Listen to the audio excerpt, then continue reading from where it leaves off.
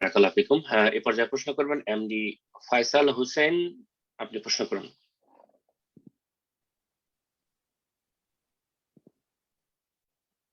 আসসালামু আলাইকুম ওয়া রাহমাতুল্লাহ। ওয়ালাইকুম আসসালাম ওয়া রাহমাতুল্লাহি ওয়া বারাকাতুহু। জি বলেন। জি শাইখ, আমি বাংলাদেশ থেকে বলছি। জি জি, আমার প্রশ্ন হচ্ছে যে কিছু কিছু বক্তাদের লেকচার অনলাইনে পাওয়া যায়, যারা বিন বাজ রহিমাহুল্লাহ, ইবনে উসাইমিন রহিমাহুল্লাহ, শাইখ আব্দুর রহমান সুদাই সহ আরো আলেমদেরকে মুরজিয়া বলে এবং দরবারি আলিম বলে থাকে। এদের ফিতনায় বর্তমানে কিছু যুবক ভাইয়েরা আপতিত হচ্ছে। তো এদের সম্পর্কে আপনার নসিহা কামনা করছি। শেখ ইবনে বাজ রাহমাতুল্লাহ আলাইহির মতো আল্লাহর ওলি এবং এত বড় পৃথিবীর বিংশ শতাব্দীর সবচেয়ে বড় আলেম কি শেখ ইবনে উসাইমিন রাহমাতুল্লাহ, পৃথিবীর দ্বিতীয় সবচেয়ে বড় আলেম ফাকিহ বিংশ শতাব্দীর, তাকে যদি কেউ মুরজিয়া বলে বা তাদেরকে যদি কেউ মুরজিয়া বলে, তাহলে সেই ব্যক্তি হয় সে খারেজি জঙ্গি, আর না হলে খারেজিদের ভাই, খারেজিদের পৃষ্ঠপোষক ইখওয়ানি জামাতি, আর না হলে সে সুফি বেদাতি। জি হ্যাঁ, এসব ছাড়া কখনো সে সহি আকিদা সহি মানহাজের ধারে কাছে নেই, সহি আকিদা সহি মানহাজের ধারে কাছে নেই। এ সমস্ত ওলামায়ে কেরাম, বড় বড় শেখ ইবনে বাজ, ইবনে উসাইমিন, আলবানী, এদের ভালোবাসা আর ঘৃণা এটি পার্থক্য করে দিবে আপনার সামনে যে কে সহি আকিদার আর কে ভ্রান্ত আকিদার।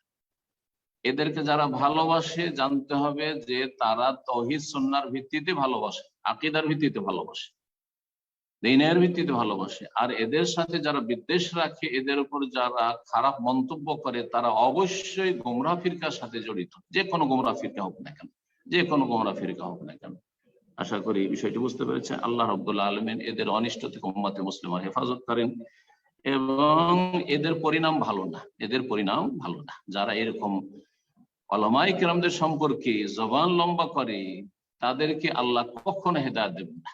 তাদের পরিণাম খুবই খারাপ, তাদের পরিণাম খুবই খারাপ, এবং তারা এক সময় দুনিয়া থেকে যাবে খারিজি হয়ে, চরমপন্থী হয়ে, পথভ্রষ্ট হয়ে, হেদায়েত থেকে বঞ্চিত হয়ে হেদায়েত নসিব হবে না। জি, মান আদালি ওয়ালিয়ান ফাকাদ আযানতুহু বিল হারব, সহিহ বুখারীর হাদিস, হাদিসে কুদসি। আল্লাহ রাব্বুল আলামিন ইরশাদ করেছেন, মান আদালি ওয়ালিয়ান, যদি আমার কোন ওয়ালির সাথে কেউ দুশ্মনী রাখে, বিদ্বেষ রাখে, কটাক্ষ করে, মুরজিয়া বলে, অমুক তমুক বলে, দাজ্জাল বলে, ফিতনাবাজ বলে, অমুকের এজেন্ট বলে, ইহুদি বলে, ফাকাদ আযানতুহু বিল হারব, তাহলে তার বিরুদ্ধে আমি যুদ্ধের ঘোষণা করছি। আল্লাহু আকবার, তার বিরুদ্ধে আমি যুদ্ধের ঘোষণা করছি।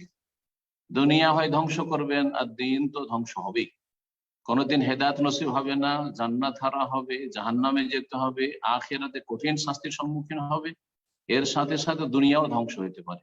জন্য সালাফগণ বলেছেন যে যারা শাসকদের সাথে শত্রুতা করে তাদের দুনিয়া খারাপ হয়, দুনিয়া ধ্বংস হয়। যারা ওলামাদের সাথে, ওলামা হাক্কানি, ওলামা রব্বানির সাথে যারা বিদ্বেষ রাখে, তাদের আখিরাত খারাপ হয়, আখিরাত ধ্বংস হয়ে যায়, পরকাল ধ্বংস হয়ে যাবে, জাহান্নামের ইন্ধন হইতে হবে। আল্লাহ তাদের অনিষ্টকে তাদের দিয়ে ফিরিয়ে দেন, আর আল্লাহ যদি কল্যাণ তার জন্য হেদায়েত দেবেন। কিন্তু এই শ্রেণীর কোন সম্মান না থাকলে কি করে মূল্যায়ন করবে তাদের কথা, তাদের লিখনে? আল্লাহ রাব্বুল তাদের অনিষ্ট থেকে আমাদের হেফাজত।